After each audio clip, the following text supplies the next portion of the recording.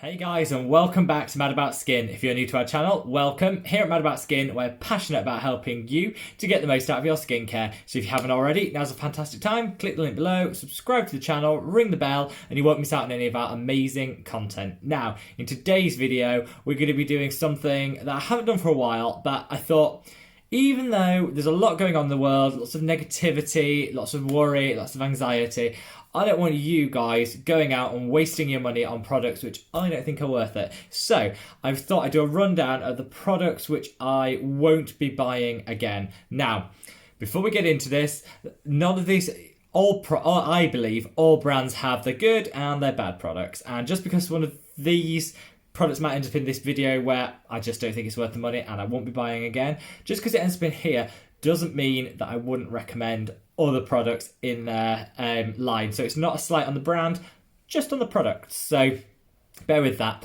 As always, guys, if you've got any thoughts, any questions, or you want to sound off, leave it in the comments below. I'd love to hear what you think about these, or if there's anything else you think I should include in my do not buy again, things that you haven't got on with. We've got a fantastic giveaway going on at the moment. So if you check out my video on retinol, which I posted the other day, we've got a fantastic giveaway where you can win a whole 6 months supply of retinol products. So go over there, check it out, leave a comment and enter the giveaway if you'd like. So I don't really know where to begin. I know, let's begin at the start, cleansing. So I did a video on micellar water. Which is the best micellar water out there. And really what I learned from that video is if it's not Bioderma, it's really not worth buying, to be honest. It's rare that I think so highly of one product and can't really get on with other products. But I just thought the Bioderma micellar water was so fantastic, so gorgeous, so easy to use, and has so limited ingredients, which is great because it means less sensitivity, less reaction. It's just a fantastic product. And so the ones that I was comparing it against, didn't really work. I think the worst one of all the ones was that Micellar, the breathable 3-in-1 makeup remover micellar water from Nivia. I love Nivia. I think they do some fantastic products. I think the smell is gorgeous. Like, who doesn't put on a Nivia product and it just feel like home and like loveliness? And yeah, the smells fantastic, the products are usually fantastic, super affordable, and to be fair, this was only £2, so I didn't waste that much money, but I really didn't like this product. It left a load of residue on the skin. It didn't live up to the promises because it said no residue, removes makeup in one swipe, didn't do that, and just generally really didn't like the product. So save your money. If you're out for a micellar water, Bioderma or don't bother. No, or Garnier. The Garnier one's okay as well. But this one, just avoid. Moving on to sort of the next step is this one. This is the Pixi Milky Tonic. Now, I bought all the Pixi tonics as part of a review that I did into the Pixi tonics range. And I loved the Glow Tonic. I am a total convert to the Retinol Tonic. I think Retinol Tonic is gorgeous and a must-have for anybody that's starting retinol. In fact, if you check the retinol video, it's one of the recommendations I will make in there. So, nothing against Pixi tonics. I think they're fantastic. This one, awful. For a start, I don't know what it does. It's jojoba milk and oat soothing toner, but oat is so far down on the ingredients list, I don't think it's doing anything. I can't even see jojoba on here. It must be here somewhere. I did nothing. The smell is sort of overpowering, like floral. It's like, those like lavender draw liners people used to have in like the 1970s. You remember that sort of thing? It's that sort of overpowering, floral. No. Awful. The smell never goes. You put this on your skin, you'll never get rid of the scent. And I don't really know what it was trying to do. It's supposed to be calming, hydrating, relaxing. I don't know what this is. I don't know what the point of it is. I didn't like it. I tried it and I wasn't a convert. I gave it to try to a friend who came over to stay and she equally didn't like it. And she actually thought it made her itch a bit. So no, save your money. Definitely buy the Retinol and the Glow Tonic. Save your money and don't buy the Milky. Not worth it. Now on to, let's go for, just sound off about this generally. Eye cream. I know everybody loves eye cream. Eye cream's huge in the skincare industry. I keep saying to people, if you're buying eye cream, you're actually just spending money for the sake of it, because companies create eye cream, which is basically the same as any other moisturiser, maybe a little bit thicker. They might have a few claims on there that don't... Basically, you just pay more because the amount you get in the tub is way smaller and the price is way higher. So you're getting less for more money. It's basically just a moisturiser. If you've got dry under eye area, just use your standard moisturiser. However, I'm a sucker for marketing and I was totally pulled into this. So this is the Elizabeth Arden Flawless Future powered by ceramide eye gel. Totally taken in on this. They said, oh, it gets rid of puffiness, gets rid of dark circles. It's fantastic. Well, for a start, you can't get it out, right? So it's really quite rigid plastic, so it's actually quite hard to get out. Once you get it out, I don't even know if this is going to show. It goes on as sort of like a gel consistency. It smells so overly perfumed, you wouldn't believe. And it is really, really shiny. So they put pearlescent, like mica beads or pearlescent thing. I don't know what this obsession is. And this is maybe like a bit more old school makeup, skincare. Everything had to have that pearlescent thing in it. I think everyone's grandmother wanted to have that pearly, shimmery skin. Why? I don't understand that.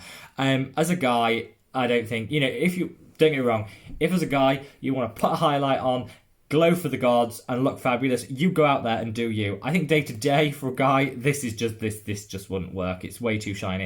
And I actually think for anyone else, I don't know who wants a shiny under eye area. It's supposed to illuminate, I guess, but I don't get it. So this has not convinced me that eye creams are actually worth it, and this is even worse. So this is the Elizabeth Arden Flawless Future. Just don't bother. Actually not a huge fan of Elizabeth Arden, full stop. I don't know why I bought this. I was like, when you go into the drugstore and you just see things, you think, oh, I'll buy that, I'll try that, or you like the packaging, or you like the marketing that goes around it. They test on animals, which I'm really against. If you really, really, really can find an alternative, I don't know why you'd choose to buy a product that tests on animals. I did, and I regret that. I don't think they're a particularly great company, and I hate the product. So yeah, save your money. Generally, don't buy an eye gel, don't buy an eye cream, just use your normal moisturiser, take it up under the eye. Top tip, you'll save money. From a company that I love comes a product that I really, really don't. And I've had a love-hate relationship with this product. So The Ordinary, fantastic. I adore their niacinamide, best on the market. Some of their exfoliants, so their salicylic exfoliant mask, amazing. Their 7% toning solution, fantastic. This SPFs and sun creams, I'm just not a fan. I wanted to like because they're really, really cost effective, and I find mineral sunscreens, because they don't sell as well as chemical sunscreens, obviously companies have to put a certain amount of money into product development, research and formulation. And that amount doesn't change irrespective of how many they sell. So if they sell millions of units, they can spread that cost over millions of units. If they sell fewer units, that cost is more concentrated on those units, if that makes sense. And so that is why you often find mineral sunscreens are more expensive than chemical sunscreens. Some people like minerals, some people like chemical. I try where I can, because I wear it every single day. I try where I can to use a mineral sunscreen. It doesn't go into the body, it's not absorbed. So some of the claims that people make about chemical sunscreens around it impacting DNA and cellular turnover, I'm not sure where I stand on it. I think using sunscreen is essential, so I'd rather you use a chemical sunscreen than no sunscreen at all. But if you're concerned around some of the ingredients in and their properties in chemical sunscreen, opt for a mineral. So I'm always looking out for a cost-effective mineral sunscreen, and I thought, wow, I found it in The Ordinary. This is their mineral UV filters SPF 15. Now, I bought the 15 because they didn't have the 30 in stock. You should always wear 30, so don't listen to me with this. Definitely get a 30. And they do a 30 and a 50. I just really didn't like it, and I tried so hard to like it. So it's slightly tinted. I don't know if you can see that there. It's slightly tinted, which is great. And I know a lot of people don't go for a tinted anything because, some people don't want to look like they're wearing makeup. This isn't tinted to that extent. It just basically eradicates the white cast that you often get with titanium dioxide, which is the key component in this. The reason I don't like it is the idea's great. The concept's fantastic. Tinted, so you don't look white and ghostly the whole time. But I don't know what it is in this formula, but it itches and it burns. I put this on my skin and it itches. I put it on my hand and it still itches. I thought maybe I'm just sensitive to some of the products, so I gave the factor 30, which is why I don't have it, to a friend, and she said it's fine, but after about 2 or 3 hours of wearing it, it starts to itch around the nose and she starts to scratch. That's not good. And if it's happening to more than one person, I think it must just be something in the formula. I've had a look down. I can't see what it is, but it just didn't agree with me. Even though it's tinted, you still do get quite a heavy white cast with it. And I just don't think it's a particularly great product. And that pains me to say because it's affordable and it's The Ordinary. I love The Ordinary. Ren do a fantastic mineral sunscreen, which genuinely doesn't leave a white cast. I'll put a link up there. It's a fantastic product. It is more expensive, but it is really good. So if you're looking out for a mineral sunscreen, get the Ren one. Just no. And it pains me because I like The Ordinary. Sticking with the same brand, unfortunately, I am saying the Vitamin C Suspension 23%. This is one of The Ordinary's vitamin C products. I love The Ordinary vitamin C. I'm using the 100% L-ascorbic acid at the moment. That's the powder that you mix with your own moisturiser. Gorgeous. You control the strength. You can control the consistency. It's amazing. Love that product. No issues at all. I also quite like their ascorbic acid 8% oil-based serum. Again, super hydrating. Gorgeous. Really good. The only one I don't like is this. I bought it because I wanted a slightly stronger vitamin C than the 8%, and I wanted it pre-mixed because when you're travelling, you don't want to be mixing powders and things. It just gets really messy. So I wanted to pre-mix.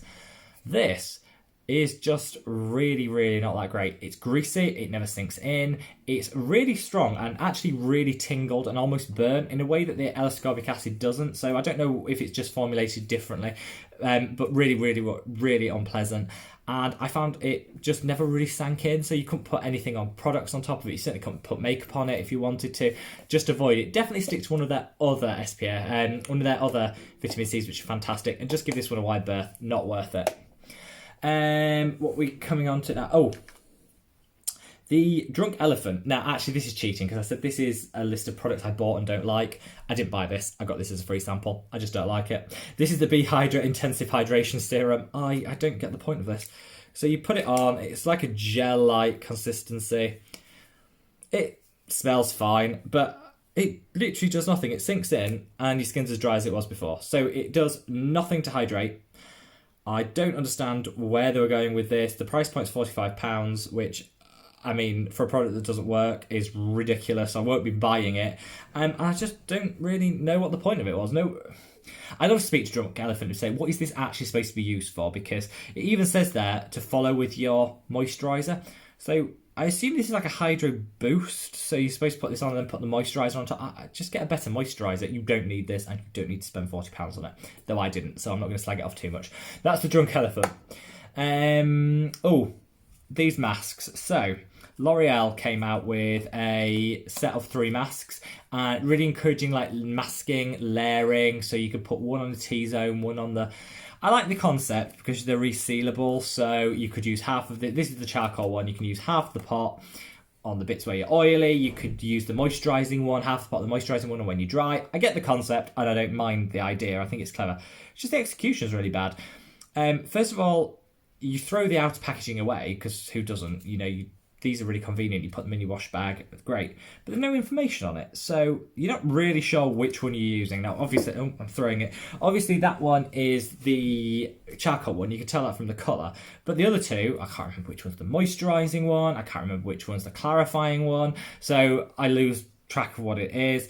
It doesn't really seal properly, so it doesn't really keep fresh. You could probably use it the next day, but that's it. You certainly couldn't keep it for more than one day. So it's not really resealable. And I actually tried them all, and I didn't notice a single bit of difference between any of them. So I'm not really sure what they claim to do, but they actually don't work. And you better, if you want to do a mask, do a homemade one, do a honey one, do an aspirin one. I've got videos on those, or buy a really good mask. And I've got a whole video, I'll link it up above, talking about which masks are best. So try these. I wanted to like these. I really wanted to like these, and I just couldn't get on board with them because they're quite cheap and inexpensive. But no, the packaging's wrong and they don't work. So sorry, L'Oreal, not going to happen. And then finally, the last 2 things. This is the Ideal Soleil Vichy Laboratories. This is their SPF water. Now, it's not this product I hate specifically, it's just generally water SPFs. I really wanted to like them because there's nothing worse than you put the cream on and it sticks and the sand sticks to you and it's all a bit grim, and you come home from the beach or the pool and you just feel covered in sunscreen and it's awful. And if somebody could invent a sunscreen which absorbs into the body and you don't even notice you're wearing it, honestly, they'd make a fortune. People say that waters, SPF waters, are that product. They're really not. You still know you're wearing it. It's still greasy as hell. All of them are. And I don't really get the point of them. But this one in particular I tried because I really wanted to like it. Paid £30. It's quite an expensive product. And it worked, so I didn't burn. So credit to them, it worked. But it's really hard to tell because all of them come in a spray. It's really hard to tell where you're spraying it. You're spraying it on your lounger. You're spraying it on whoever's next to you. The wind blows and you're spraying it on someone 3 loungers down. Awful. I just think a cream is the way forward with sun cream. You know where you're putting it, you can see it when it goes on, so you know you're putting enough on, and it's often cheaper because it's an older formulation style, so you often don't pay as much for it. I just think cream is the way forward. So unfortunately, whilst it's supposed to make our lives easier, I don't think it works, and I think we all need to just go back to cream SPF. I know that seems like a bit retrograde because we've got all these amazing ones coming out, but I actually don't think any of them are better, and it's easier to apply and more accurate using a cream. And it costs less. So I won't be buying this again. I'm glad I gave it a go and it did protect me, so I will use it up because it does actually work, but I'm not rebuying. And finally, lip balm. So I spoke about lip balm before. Lip balm is just a waste of money. A, because you can just take your normal moisturiser onto your lips. You don't need specific balm. If you're using the La Roche-Posay Cicaplast balm, which I love, that's my go-to moisturiser, perfect on the lips. You don't need any separate moisturisers. But I love Burts Bees. It's a fantastic brand. They give back to charity. They support nature and wildlife, and they're a really natural brand. Love a lot of their products. So I bought, when I was out, I was travelling and I had dry lips. I didn't have moisturiser on, and I bought the Burts Bees Beeswax Lip Balm. It's natural, it's beeswax. Beeswax is a really good humectant. It's fantastic at keeping that moisture in. So I'll give it a go. Absolutely awful. The smell never leaves. It's like intense honey under your nose 24 hours a day whenever you use it. Awful. It did nothing to moisturise, and it's got menthol in, which actually dries your skin, so it's not even that good. I just think generally we should abandon lip balms as a concept. There's no need for them. They don't add anything to our lives, except for the cost, because they usually cost quite a bit, and actually you could just be buying the Cicaplast balm and putting it on your lips, or your equivalent moisturiser. So I think we should ditch the lip balms in general, but I just really didn't like this one, and I wanted to, but it's quite expensive. It's like £6 for a lip balm, which is quite a lot for the size of product you get. And I really didn't like it, and it pains me because I love Burt's Bees. So yeah, sorry about that. Now, that's it. That's the things that I don't think are worthwhile. Now, a lot of that was a rant, and it's not just those products, it's our whole product lines and ranges. But I hope I gave it a fair shot because I wanted to call out some of the good products in each of these product lines, because it's not the brand that's the problem, it's just their individual products. I hope I gave it all a fair shot. Let me know if you totally disagree with any of these. Are any of these your go-to products and you can't live without, and you think I've been totally unfair and really cruel about them? Let me know. Leave comments leave me a comment below. Check out the retinol video and join in the subscription because that's running for another week, so don't want you to miss out because there's some fantastic products that you can win from that. And I'll see you in the next video, guys. Make sure you stay safe, stay well, support each other. If you need anything, leave me a comment. We're here to entertain, but we're also here to support where we can, and sending you massive love from the UK. Take care, guys.